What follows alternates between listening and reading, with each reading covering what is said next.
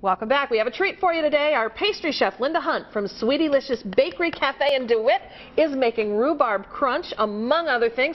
You're kind of a celebrity these days. You were brushing elbows. Mitt Romney stopped in the bakery this week, right? He stopped by for pie, and then he made a pie, which was, and his wife Ann. How were their baking skills is what I want to know. Here's the video we shot. We were there. Look at you.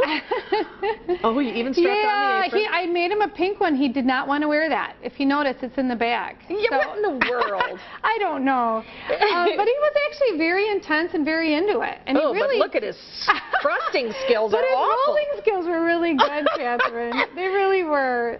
It was a fun event. It was a non-political event for me, although some people made it that way, but it wasn't. It was just one of my wonderful customers, just like everybody that walks in my shop. There you go. Really nice. You put them all to work like that, huh? Hand them a rolling So some I do. Yeah, I love it. Alrighty. All right, rhubarb. Rhubarb. A lot of people have this in the back of their yard and don't know what to do with it. Yeah, and or even know that it's rhubarb, Linda. And this is poisonous, you guys. Don't do anything with the leaf.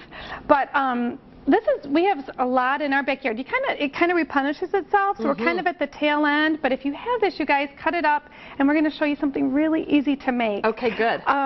Okay, so you're going to make the crumb topping. Okay, tell me what to do. And you're going to actually just put all of this in. It doesn't really so matter we got a little flour. I've got the multi-grain oatmeal, which is neat, because then it has flaxseed and some really good stuff for us. And a stick of butter. And a whole stick of butter. That's not so good for us, but I don't know how to avoid that. We made up for it with all that flaxseed oil, we right? did, honey. And then I use a pastry cutter to just do like this. Yes, you're so good. A lot of people don't know what that's called, so I'm very impressed. A pastry cutter, lots of times you'll see those at yard sales, which is really Get one. Buy one really cheap, and you're going to cut that till it's kind of like little crumbly. Yes. And this, my rhubarb and brown sugar, and if you want to, you guys, you can add some cinnamon and nutmeg. Oh, you have to. But the big thing is orange zest. Rhubarb and oranges are just a match made in heaven. It's like peas and carrots. Yeah, and rhubarb in and of itself is very sour. It's very sour.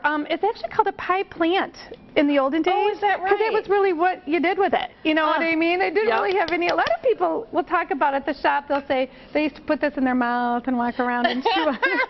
It was way too sour for my sweet tooth. So Valerie Lego here, reporter at the station, she eats it. I just saw her yesterday walking through the building with a stalk. She puts a little salt and she eats it right off like by the barrel load right now. And it's a short season, so she's like... It's funny how many people do that. The other thing interesting about rhubarb is you either love it or you hate it. Yes. My mom made the most amazing rhubarb custard pie, and that was just with like cream and eggs that you pour over this, and you can do that with this. We're going to do some variations on the website. Okay, so this is basically what it is. Our crumble. Yeah. Sorry, I'm That's okay. hitting you with it. And you want to help me, it's kind of a little bit gooey, but that's the way it is. Yeah. So don't feel like that's wrong. Yeah. You don't want to get your hands messy. I'm only too happy to. Alrighty. Okay, so you put that in the oven. Yep. I think around 350 or so, something like 375, about 40 minutes. Put a knife through the middle to make sure your rhubarb's done. Oh, okay, because it's going to be a little crunchy rhubarb is awful. Okay. Awful. Okay, so over here we're going to spoon some up. Oh, this is the finished product. Yeah, so here it is what it looks like. Here's the before and after. It's so wonderful. If you guys haven't tried rhubarb, I'll have people think, oh, I hate rhubarb. And they'll change their minds on this. Look at that, with our Hudsonville Grand Rapids ice cream. Look at that, you guys. Yummy. Now, what do you have going here? Rhubarb pie. Yeah. This is the rhubarb custard I was talking about. My mom's favorite. She would take one of these to a potluck. Every single potluck that she ever took one, whether it was a church or school, and always came back with an empty pie pan. It's very important for a good baker. And our lovely strawberry rhubarb, we're almost done with strawberries. In fact, this might be like the last day.